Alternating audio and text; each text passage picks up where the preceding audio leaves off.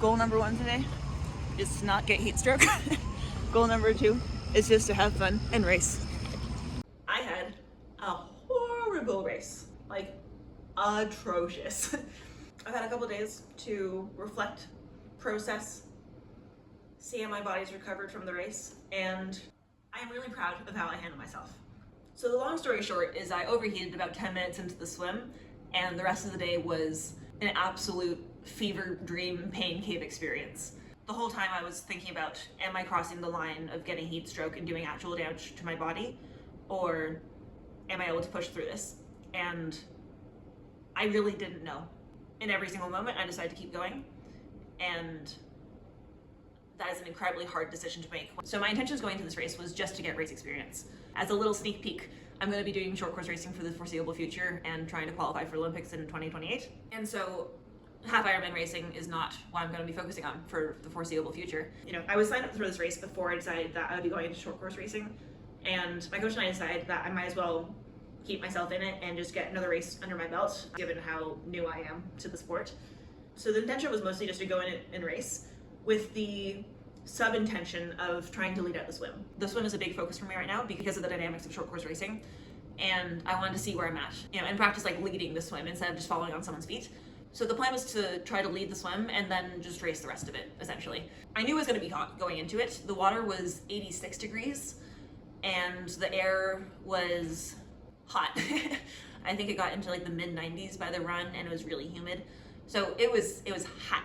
So I was prepared with many different precautions to try to keep myself cooled in the race. It is hard to cool yourself during the swim because you're in water and swimming. I don't do any specific heat training at the moment. I think I definitely will need to have a lot more structured heat training moving forward. So I'm definitely not heat adapted fully. I take a couple of hot baths every week after my training sessions, like nothing crazy. I do train outside when it's hot out sometimes in the summer, and it has been a heat wave recently, so I think I did come to the race like a little cooked from the heat. So I do think that was a bit of a factor. Heat training is so sensitive and it's so easy to overdo it, you know, and I'm still new enough to train that the training I do is stressful enough on my body, and that adding in a lot of heat work right now would not be super productive, but it definitely will be a thing I'll need to think about moving forward. There will be hot races in the future, and I want to be able to handle it better than I did. Even before the race started, I was pretty hot already. Like, I wasn't overheated, but I was toasty. So that's not a great way of starting out the day, especially when you're about to go swim in 86 degree water for like 25 minutes. So we hopped in the water, did a couple minutes of warm up. So we're gonna go full throttle from start to finish today. And then, you know, pedaled my way over to the start. That guy's sitting there.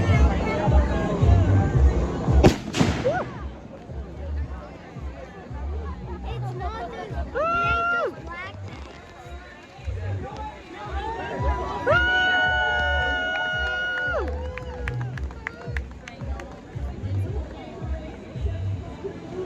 And the cannon went off, and we all started swimming, and I immediately pulled to the front.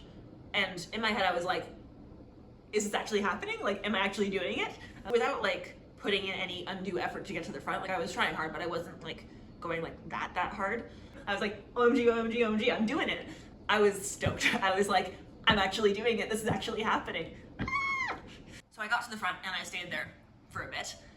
And then about probably like 700 or 800 meters into the swim, all of a sudden the hammer just dropped and I overheated. And from then on, it was a world of pain.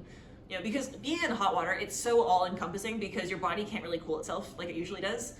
So pretty quickly, I went from being very comfortable, going at a pretty comfortable pace, and feeling like smooth and good in the water, to whole body cramps, you know, feeling pretty exhausted, feeling really nauseous, like I was on the verge of throwing up. And on top of all of that, I couldn't see a damn thing because my goggles fogged up because it was so hot in the waters. A group of like 4 or 5 of us had split off, I think, a bit by that point. So I let someone else take the lead and stayed with that group for the next like third of the race or so. And then in the last like third of the swim, they got a little ahead of me. Like, I was just in so much pain. I also couldn't see where I was going, so I was like really frustrated. I was like, I had to like stop and skull at multiple points to like look around and like try to see where I was going. And in those moments, I was already questioning, do I just throw in the towel? Do I just call it a day? Because this is not going to be a good day, obviously. I actively debated myself for a couple minutes. And it's really hard when you're feeling so acutely horrible to be like, nah, I'm gonna keep going, you know? And I bargained with myself that, you know what, you've done all this preparation for this race, you've tapered, you've done a carb load, you know, at least like try to get onto the bike, you know? I think she's right there. And we get out over there, and she's on the transition is all the way on the other side of there. So I'm gonna try to make it. So I got out of the water, I jogged my way over to the bike, and I took my sweet time in T1. I was just trying to gather myself and cool myself as much as possible. So I brought like an insulated like lunch pack with 2 ice water bottles and some ice. That also had my ice bandana for later. I grabbed some ice from there, shoved it down my front and my back, and I took a fat chug of water.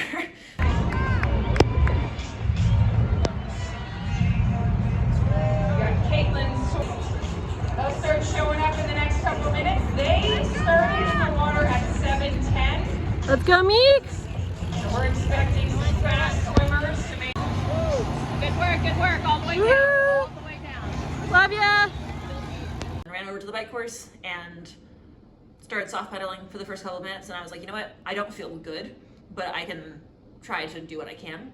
And so there was a girl who had gone a little bit away from me while I was poodling around, and so I was like, you know what, I can practice trying to catch up to her, because in all types of racing, but especially in short course, you need to stay in a bike pack. Like, the race is getting into and staying in a bike pack, and so I was like, you know what, this is the thing I can practice. I put in a bit of a surge to catch up to her, and I did in like a minute or two, I think.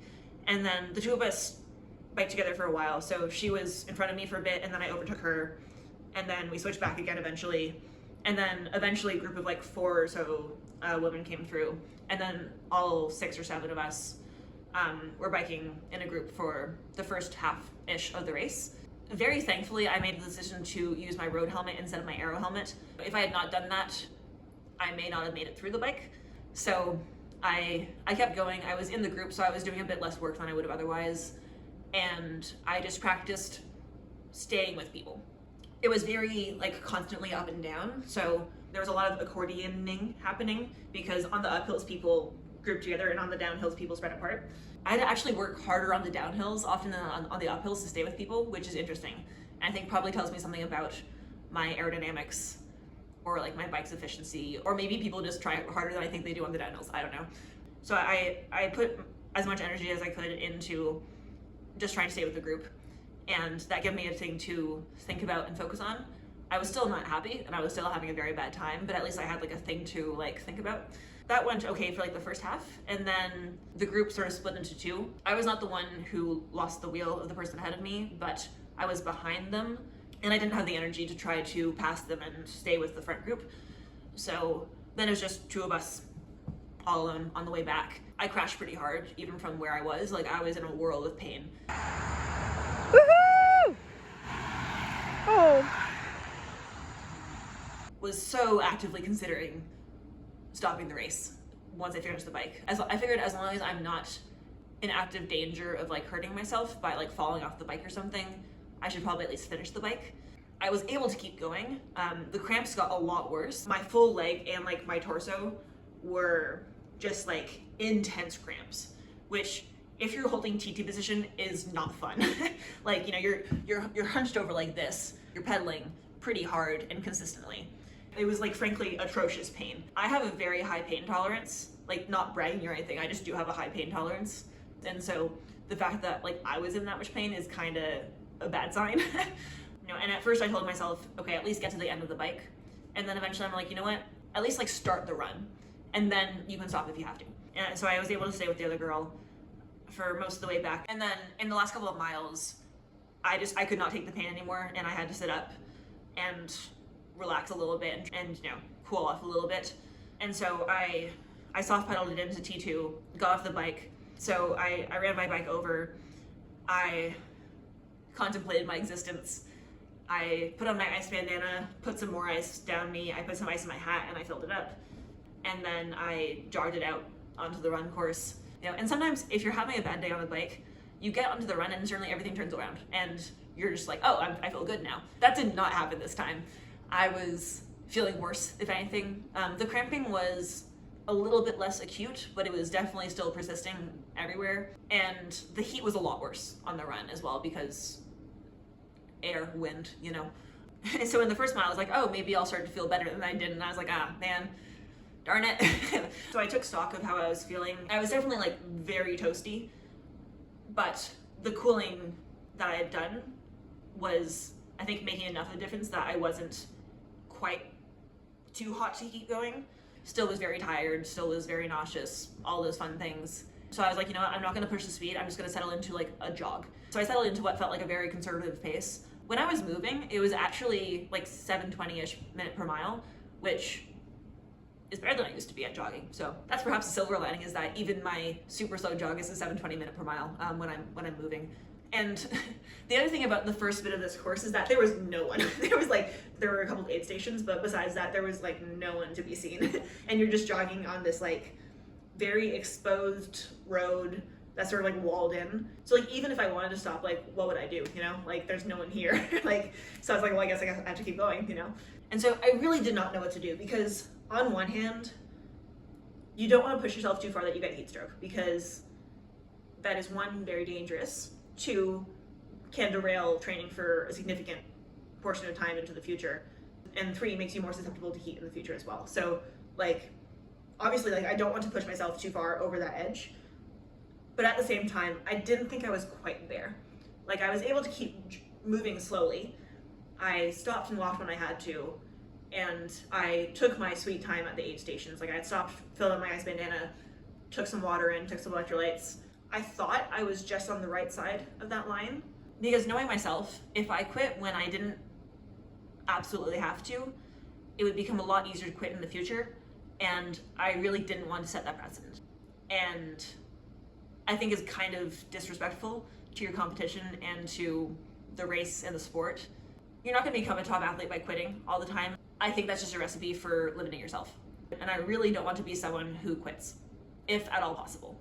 Obviously, there are times when it's medically necessary, and I think that's a totally reasonable decision to do that in those cases, obviously.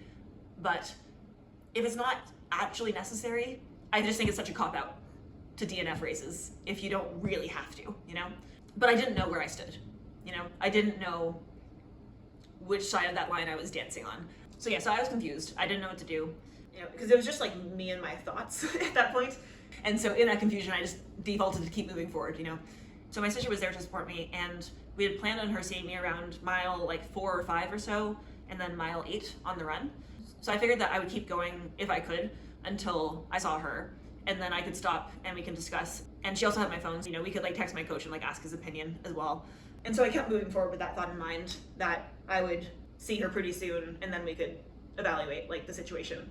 But by divine intervention, or the universe, or luck, or randomness, whatever you want to call it, she wasn't where I thought she was going to be because of road closures. I was looking out for her, and I didn't see her, and I didn't see her, and I still didn't see her. And I was like, where is she? It's been like 6 miles now. And I ended up seeing her around like mile 7.5 or so. So by the time I saw her, it was over halfway done anyways. I was like, well, at this point I'm going to finish it, you know, obviously, you know. If I was going to pull out, it was going to be in the first half of the run. It's only like 5 or 6 more miles at this point. Whatever, I can manage that. You're so close, Meek. Last stretch. Just trying to finish at this point. You got it. Great job. So I kept it moving. I kept shuffling along. I kept cooling myself, and I think I kept like a pretty constant speed for most of it. I might have slowed down a tiny bit in the last couple miles. And if at any point I had become dizzy or felt faint or felt like I had to sit down, like I would have stopped. But I was just never quite there. You know, I was feeling horrible, but I wasn't feeling like I actively had to stop. So I made the hard choice, and I jogged it in. It's great to see you. Well done for that. Woo!